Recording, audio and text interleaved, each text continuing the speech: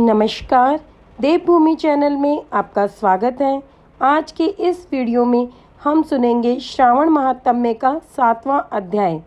इस अध्याय के द्वारा आपको पता चलेगा कि वैधव्य अगर किसी के जीवन में हो तो आप उसके लिए क्या उपाय कर सकते हैं और मंगला गौरी व्रत क्यों किया जाता है, किस प्रकार किया जाता है और इसका कितना महत्व है। तो आइए अध्याय शुरू करते हैं। ईश्वर बोले, हे सनत कुमार, अब मैं अति उत्तम भौम व्रत का वर्णन करूँगा, जिसके अनुष्ठान करने मात्र से वैधव्य नहीं होता। विवाह होने के पश्चात 5 वर्षों तक यह व्रत करना चाहिए। इसका नाम मंगला गौरी व्रत है।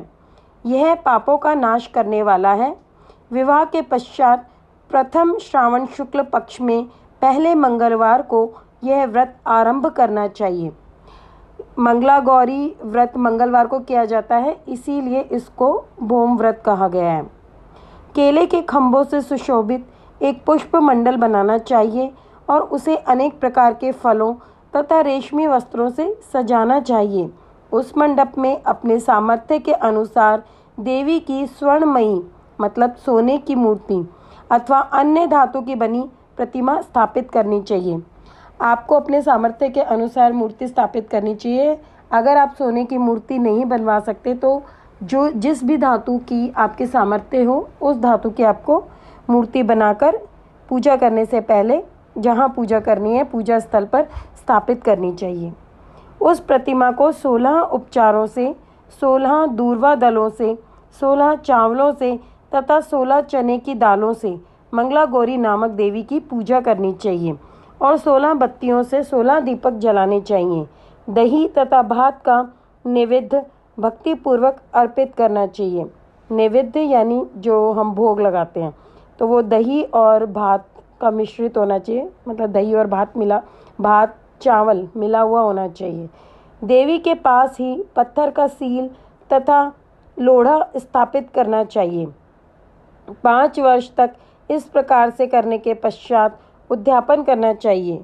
सील और लोढ़े से यहाँ पर मतलब है कि जो पहले के टाइम में होता था जिस पे चटनी पीसते हैं, जो पत्थर का सिलबट्टा भी जिसे बोला जाता है, कि एक पत्थर का होता है, थोड़ा लंबा सा होता है और जो पीसने वाला होता है वो भी पत्थर का होता है, लेकिन थोड़ा आयताकार शेप में होता है, त्रिभुज वाली शेप में होता है। तो अगर वो किसी के पास हो तो वह भी स्थापित करना चाहिए, नहीं तो आप अगर बना सकते हैं तो बनाकर स्थापित करना चाहिए आपको। माता को वायन प्रदान करना चाहिए, जिसकी विधि आप सुनिए। अपने सामर्थ्य अनुसार एक पल प्रमाण सुवर्ण की अथवा उसके आधे प्रमाण की अथवा उसके भी आधे प्रमाण की मंगला गौरी की प्रतिमा निर्मित करानी चाहिए। अपनी शक्ति के अनुसार स्वर्ण आदि के बने तंडुल पूरित पात्र पर वस्त्र तथा रमणीय कंचू की ओढ़नी रखकर उन दोनों के ऊपर देवी की प्रतिमा स्थापित करनी चाहिए। पास में चांदी से निर्मित सिल तथा लोढ़ा रखकर माता को वायन प्रदान करना चाहिए। इसके बाद 16 सुवासिनियों को प्रयत्नपूर्वक भोजन कराना चाहिए। सुवासिनियों मतलब कि जो सुहागन स्त्रियां होती हैं उनको। हे विप्र, इस विधि से व्रत करने पर 7 जन्मों तक सौभाग्य बना रहता है और पुत्र आदि के साथ संपदा विद्यमान रहती है। सनत कुमार बोले, सर्वप्रथम इस व्रत को किसने किया था और किसको इसका फल प्राप्त हुआ? हे शंभो, जिस तरह से मुझे इसके प्रति निष्ठा हो जाए, कृपया करके वैसे ही बताइए। ईश्वर बोले, हे सनत कुमार, पूर्व काल में कुरु देश में श्रुत कीर्ति नामक एक विद्वान, कीर्तिशाली, शत्रुओं का नाश करने वाला, 64 कलाओं का ज्ञाता तथा धनुर्विद्या में कुशल राजा हुआ था। पुत्र के अतिरिक्त अन्य सभी शुभ चीज़ें उस राजा के पास थीं। अतः वह राजा संतान के विषय में अत्यंत चिंतित हुआ और जब ध्यानपूर्वक देवी की आराधना करने लगा, तब उसकी कठोर तपस्या से देवी प्रसन्न हो गई और उससे यह वचन बोली, हे सुव्रत, वर मांगो। श्रुतकीर्ति बोला, हे देवी, यदि आप मुझ पर प्रसन्न हैं तो मुझे सुंदर पुत्र दीजिए। हे देवी, आपकी कृपा से अन्य किसी भी वस्तु का अभाव नहीं है। उसका यह वचन सुनकर पवित्र मुस्कान वाली देवी ने कहा, हे राजन, तुमने अत्यंत दुर्लभ वर मांगा है। फिर भी कृपावश मैं तुम्हें अवश्य दूंगी। किंतु हे राजेंद्र सुनिए, यदि परम गुणी पुत्र चाहते हो तो वह केवल 16 वर्ष तक जीवित रहेगा, और यदि रूप तथा विद्या से विहीन पुत्र चाहते हो तो दीर्घ जीवी होगा। देवी का यह वचन सुनकर राजा चिंतित हो उठा और पुनः अपनी पत्नी से परामर्श कर उसने गुणवान तथा सभी शुभ लक्षणों से संपन्न 16 वर्ष की आयु वाला पुत्र मांगा। तब देवी ने भक्ति संपन्न राजा से कहा, हे नृपनंदन, मेरे मंदिर के द्वार पर आम का वृक्ष है, उसका एक फल लाकर मेरी आज्ञा से अपनी भार्या को उसे भक्षण करने हेतु प्रदान करो, जिससे वह शीघ्र ही गर्भ धारण करेगी, इसमें संदेह नहीं है। प्रसन्न होकर राजा ने वैसा ही किया और उसकी पत्नी ने गर्भ धारण कर लिया। 10वें महीने में उसने देवतुल्य सुंदर पुत्र को जन्म दिया। तब हर्ष तथा शोक से युक्त राजा ने बालक का जात कर्म आदि संस्कार किया और शिव का स्मरण करते हुए उसका नाम चिरायु रखा। इसके बाद पुत्र के 16 वर्ष के होने पर पत्नी सहित राजा चिंता में पड़ गए और वे विचार करने लगे कि यह पुत्र बड़े कष्ट से प्राप्त हुआ है और अब मैं इसकी दुखद मृत्यु अपने ही सामने कैसे देख सकूंगा। ऐसा विचार करके राजा ने पुत्र को उसके मामा के साथ काशी भेज दिया। प्रस्थान के समय राजा की पत्नी ने अपने भाई से कहा, व्यापारी का वेश धारण करके आप मेरे पुत्र को काशी ले जाइए। मैंने भगवान मृत्युंजय से पूर्व में पुत्र के लिए प्रार्थना की थी और कहा था कि हे विश्वेश, आप जगत उत्पत्ति की यात्रा के लिए मैं उस पुत्र को अवश्य भेजूंगी। अतः आप मेरे पुत्र को आज ही ले जाइए और सावधानी पूर्वक इसकी रक्षा कीजिए। अपनी बहन की यह बात सुनकर भांजे के साथ वह चल पड़ा। कई दिनों तक चलते चलते वह आनंद नामक नगर में पहुंचा। वहां सभी प्रकार की समृद्धियों से संपन्न वीरसेन नाम वाला राजा रहता था। उस राजा की एक सर्वलक्षण संपन्न युवा अवस्था प्राप्त मनोहर तथा रूप लावण्यमयी मंगला गौरी नामक कन्या थी।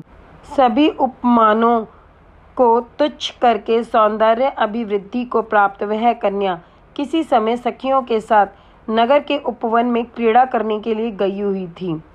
उसी समय वह चिरायु तथा उसका मामा वह दोनों भी वहां पहुंच गए और उन कन्याओं को देखने की लालसा से वहीं विश्राम करने लगे।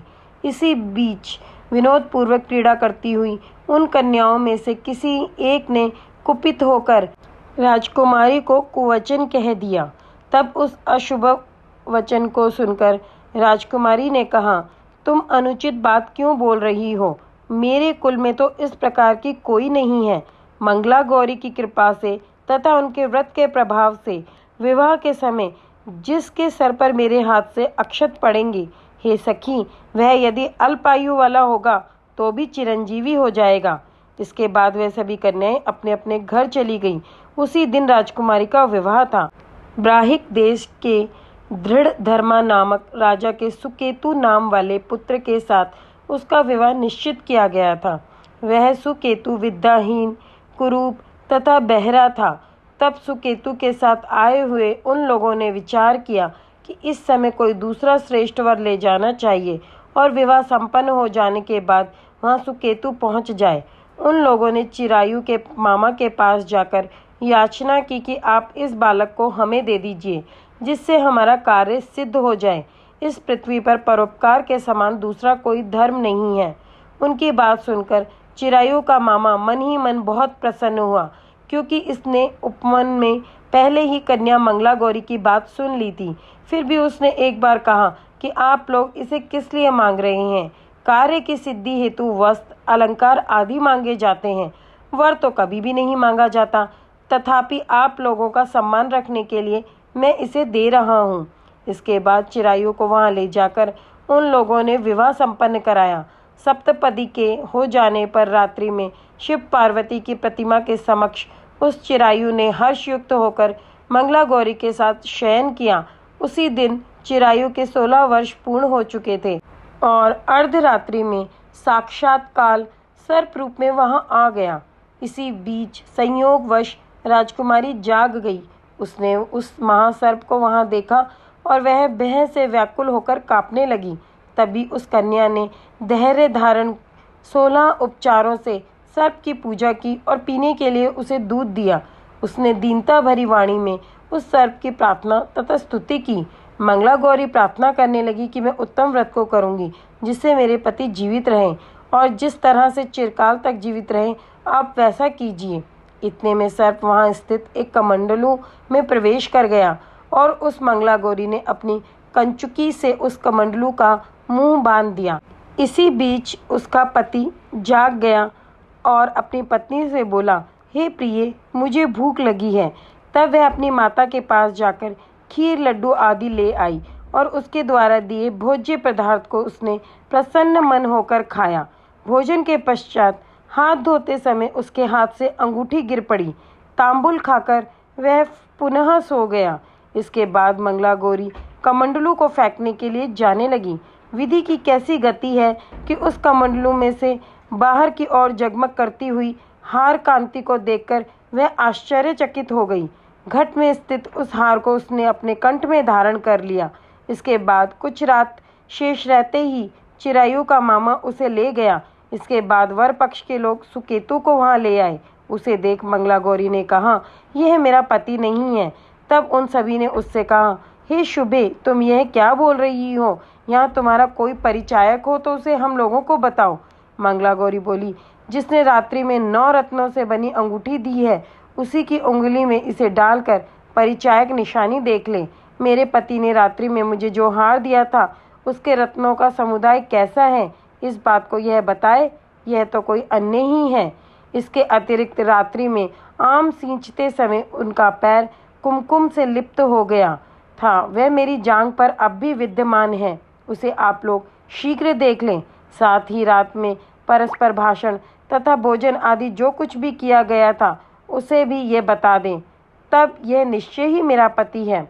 इस प्रकार उसका वचन सुनकर सभी ठीक है कहने लगे, किंतु जब एक भी बात ना मिली तब सभी ने सुकेतु का उसका पति होने से निषिद्ध कर दिया। मतलब सब लोगों ने मना कर दिया कि यह इसका पति नहीं है। और वर पक्ष वाले जिस तरह से आए थे उसी तरह से चले गए। उसके बाद अपने वंश को बढ़ाने वाले महान यश से संपन्न तथा परम मनस्वी मंगला गौरी के पिता ने अन्न पान आदि का सत्र चलाया। उन्होंने वर पक्ष का वृत्तांत कानों कान सुन लिया कि स्वरूप से कुरूप होने के कारण लोगों के द्वारा किसी अन्य को वर के रूप में आदरपूर्वक लाया गया था। तब उन्होंने अपनी कन्या को पर्दे के भीतर बिठा दिया। उसके बाद 1 वर्ष बीतने पर यात्रा करके चिरायु अपने मामा के साथ ये देखने आया कि विवाह के बाद वहाँ क्या हुआ। तब उसे गवाक्ष के भीतर से देखकर वह मंगला गौरी अत्यंत प्रसन्न हुई और माता पिता से बोली कि मेरे पति आ गए हैं। राजा ने अपने सुसज्जनों को बुलाकर पूर्व में कहे गए सभी परिचायकों को निशानी देखकर मंद मुस्कान वाली अपनी कन्या चिरायु को सौंप दी। राजा ने शिष्ट जनों को साथ लेकर विवाह का उत्सव कराया। इसके बाद राजा वीरसेन ने वस्त्र, आभूषण आदि, सेना, घोड़े, रथ और अन्य भी बहुत सी सामग्रियां देकर उन्हें विदा किया। उसके बाद कुल को आनंदित करने वाला वह चिर आयु पत्नी तथा मामा को साथ लेकर सेना के साथ अपने नगर पहुंचा। लोगों के मुख से उसे आया हुआ सुनकर उसके माता पिता को विश्वास नहीं हुआ। उन्होंने सोचा कि प्रारब्ध अन्यथा कैसे हो सकता है। इतने में वह अपने माता पिता के पास आ गया और स्नेह से परिपूर्ण वह चिरायु भक्तिपूर्वक उनके चरणों में गिर पड़ा। तब अपने पुत्र का मस्तक सूंघ कर उन दोनों ने परम आनंद प्राप्त किया। पुत्रवधू मंगला गौरी ने भी सास ससुर को प्रणाम किया। तब सास उसे अपनी गोद में बिठाकर सारा वृत्तांत शीघ्रता पूर्वक पूछने लगी।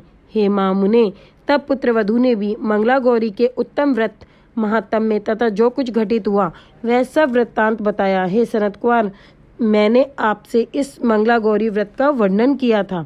जो कोई भी इसका श्रवण करता है अथवा जो इसे कहता है उसके सभी मनोरथ पूर्ण हो जाते हैं, इसमें संदेह नहीं है। सूत जी बोले, हे ऋषियों, इस प्रकार शिव जी ने सनत कुमार को यह मंगला गौरी व्रत बताया और उन्होंने सभी कार्यों को पूर्ण करने वाले इस व्रत को सुनकर महान आनंद प्राप्त किया।